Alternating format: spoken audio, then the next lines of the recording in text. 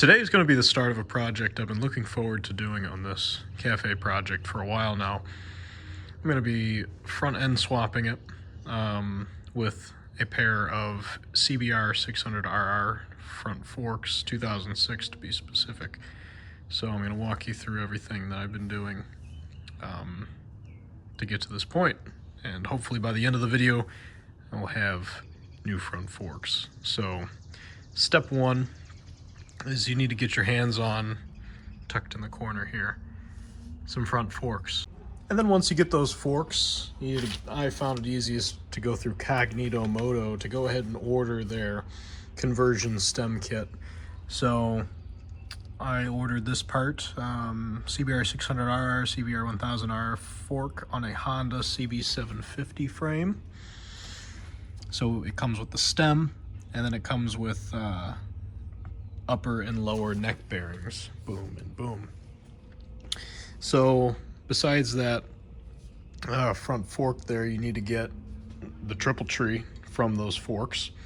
Now, I already did this off camera, but the first thing you need to do is press out the old stem, and you'll notice the height difference in these two stems. Now, the reason for that is because since this neck is longer than the 600, you need a longer stem. Easy as that. So the way I pressed it out, quite simply, was I took I think it was a 5 or 10 ton hydraulic press, and for me, I thought a 1 1/4 socket worked best, but I just had the press here, and I lined up this socket, so see how it clears that bottom of the stem there.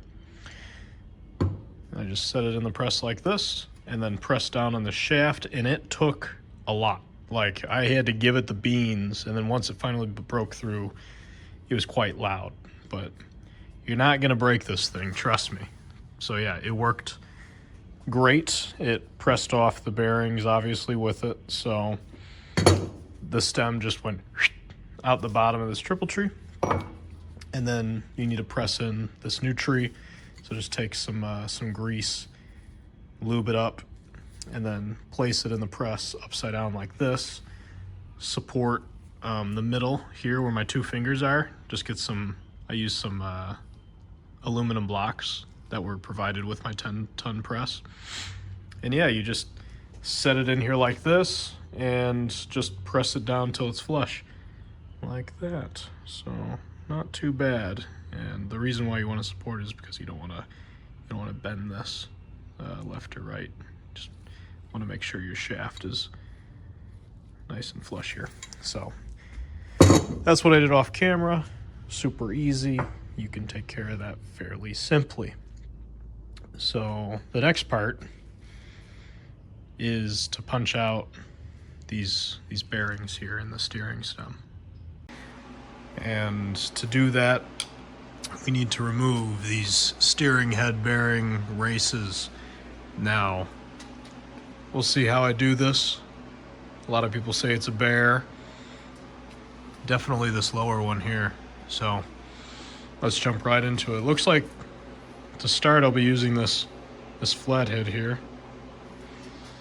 And this upper one doesn't look too bad. I'm gonna position this, I'm really gonna maul that head of the screwdriver, but come on, focus, there. I'm just gonna kind of stick it right here in the corner, right underneath that lip, and just punch it like 3 or 4 taps here, 3 or 4 taps on the back end, 3 or 4 taps here, just like that. Hopefully I'll evenly be able to punch it out. So I'll pop back in after I do this. All right, and after pounding it for like 10 minutes, eventually, it just ejected itself here. So that was the easy one. Now for the difficult one. Because this down here, I mean, look at that. There's nowhere to really position a chisel or anything. So this is gonna be interesting. I'll show you what I mean. So stick the screwdriver down here. There. See, there's just nowhere to really grab onto it. So I'm going to think of some solutions and come back to you.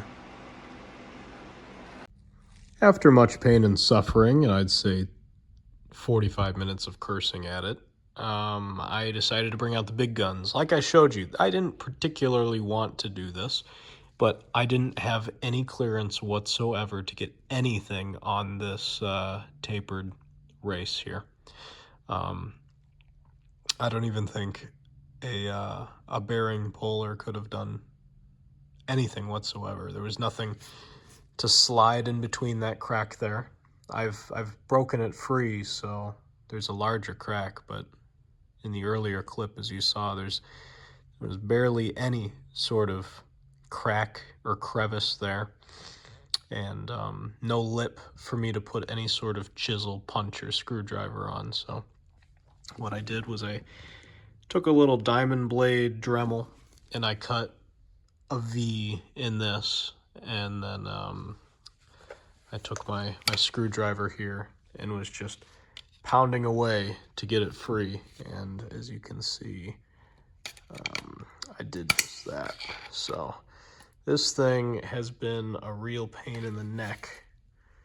You know, I heard from a guy in the forums, because I turned to them before I started hacking away at this. As you can see, I did not mar the inside, luckily. But anyway, the guy I was talking to says if I were to reinstall this type of bearing, which I'm not, cut a little notch up here so you can, you know, punch it out without having to do these extreme measures. So that might be food for thought for anybody choosing to reinstall some tapered bearing races. Also, I heard from some guys that you can take a little, you can just put a weld on this race and it'll shrink the metal and then it'll just kind of pop right out. So I just don't have a welder, so I did not choose to do that method.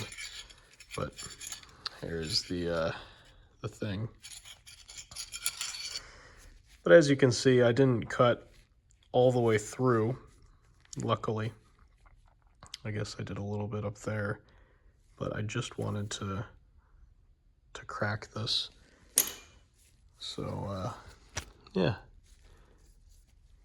Now for installation. So in the conversion kit, if you opted to order for the bearings, you should have these two here. Now yours are going to be different because mine's specific to a 78 CB750 and a 2006 CBR front fork.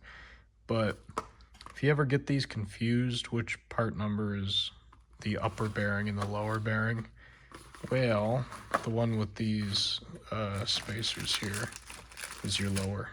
So I'm going to pop this out of the package here, and I'm going to pack the rollers with the roller bearing with grease, which is why I have these gloves here, and then hammer in this lower race. So now I've tapped in this until it's just about flush, and all I can get it with the old Tanya Harding here. Now what I'm going to do is I'm going to take that lower race, and I remember which it is because I cut it, and I'm just going to line it up here just like this, right? And tap in this bearing now. And the reason why is, see that gap in there? I'm going to end up seating my old bearing until this, the new bearing, has officially hit and is completely flush back where we were before. So I'm going to go ahead and do that. I'll be back. Now it's the same thing. I mean, good thing about this, I mean, well, mine was broken so I could just pull it out, but whenever you got to remove this now, you know, once it's in here, say it's seated itself, so you got that lip. And yeah, just take your long screwdriver, pop it out, and then this is what you're left with. And let me get a flashlight. that's what we're left with here. That's as tight as I can get it. I just stuck my fingernail around here, and I mean, I can barely fit it in. So, yeah, that's how we're looking. So now for the top.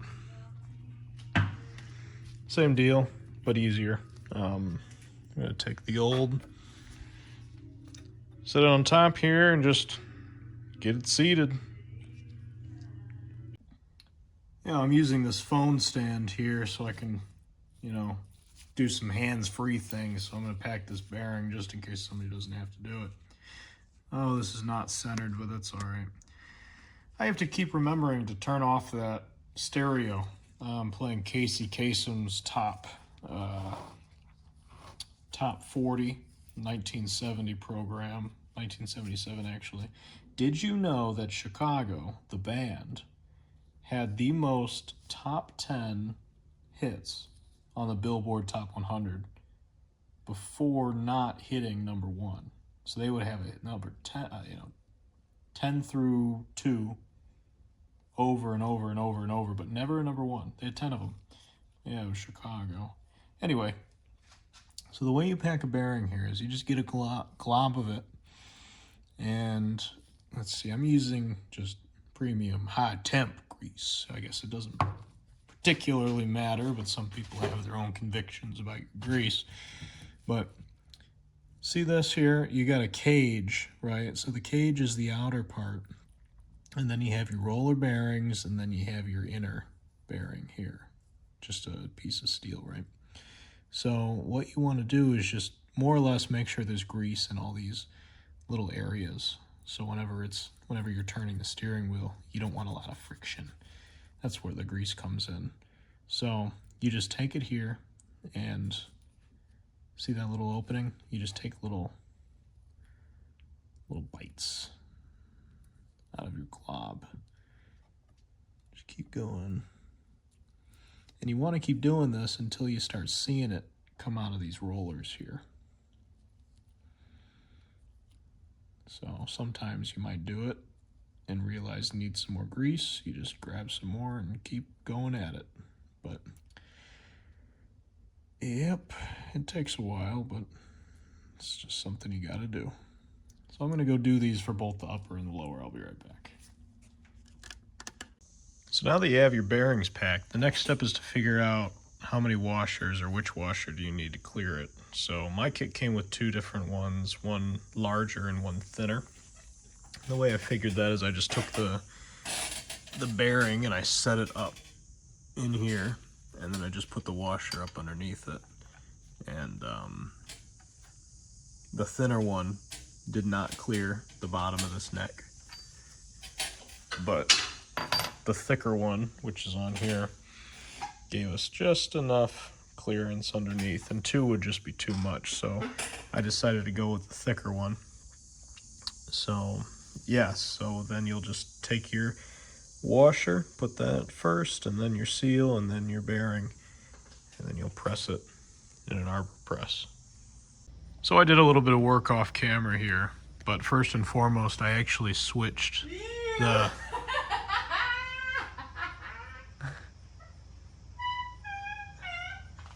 What are you doing? You're being weird. What do you mean? I'm just talking about the... Hey guys, so today this is what I'm doing. That's literally what I'm doing. Oh my gosh. Now I gotta restart. So I did a little bit of work off camera here. And first I want to note that I ended up going with the thinner washer down here, because what I didn't account for is this neck has a chamfer. So it actually sits up quite nicely and reduces the gap between here. There's still enough gap to where it doesn't drag on the lower triple tree, but it still looks halfway decent, all right? So in my application, I did not actually have to press in the bearing, because I think that outer diameter of the bottom of the shaft was just smaller enough due to the geometry of this neck that I didn't need to press it on. I gave it a little, smush with the press here, but it didn't really do anything. Versus if you had like a BMW I think those necks are larger, so your conversion stem would be larger, meaning you would have to press on the bearing. So anyway, yeah, so I switched out and used the thinner washer here, and then pushed up the assembly, and then up on top here, I'll make a note about this gap in a second, but yeah, I put the top bearing on here, and then the seal, and then the top cap that came with the CBR fork assembly. So, and then I torqued it just to factory 2006 CBR 600RR specs with a spanner. So with this gap here, I asked the Facebook group Cafe Racer Builders, and it has like 150,000 members, but I asked them, those of you who have done this conversion with the 78 CB750, do you have this gap? And my donor forks were a CBR, and I get mixed messages over time. Some people say, yeah, I had no gap, but I used R1 forks. Some people say, yeah, I have that gap, and that's why I was unhappy with the product. But I ended up getting a message from the Cognito Moto, the ones that supply this conversion stem and the bearings from All Balls Racing, the one that mailed me that. The owner replied to my comment and said that this gap here is normal. It's just a constraint of the All Balls Racing kit and how their bearings are. See here, they're taller than the neck, and they considered including a like a shroud that would go in here, but one, the seal is making fine contact, so it really should be weather sealed, and second, because of the different applications of stems and necks, they'd have to make, you know, one for every combination, if that makes sense. So they just decided to leave it, and that's what the owner told me. But he says this is normal, and if any of you guys are doing the same conversion I'm doing, just know that it's normal.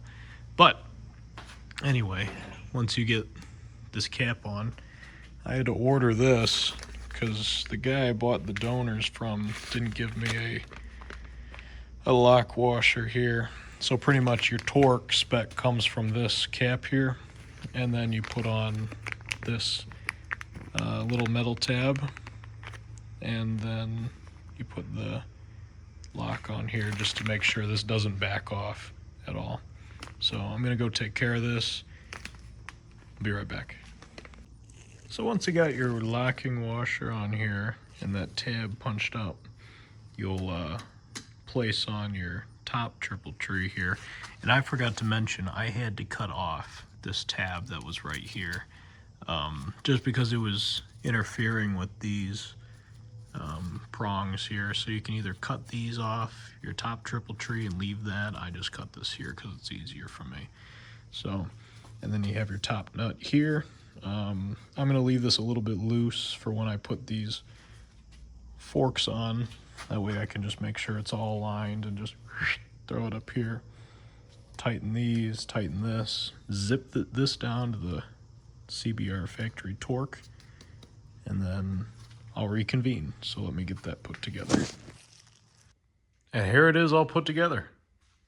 I think it's looking pretty spiffy on the CB750. I went ahead and threaded the wires in through here, mounted the handlebars, tightened, snug these. I got to torque them properly and adjust all this, but it's definitely pretty nice looking. So I guess the next step for me is to figure out how I can mount the original wheel. And I've mocked it up with my 3D printed axle here. So that's a whole nother challenge. I just got to get some sort of video out. So I'm going to go ahead and upload this just where it is. Because after all, we're just putting the forks on, you know, the wheels and the brake caliper adjustment and all that. It's another job in itself, but let's give credit where credit's due. This is pretty good looking. So anyway, I am happy with it. It's far from done, but it's definitely a milestone. So maybe someday in the future I'll record a moto vlog with these forks comparing the new feel versus the old feel. So I will see you in the next video, whatever that is. Have a good night, everyone.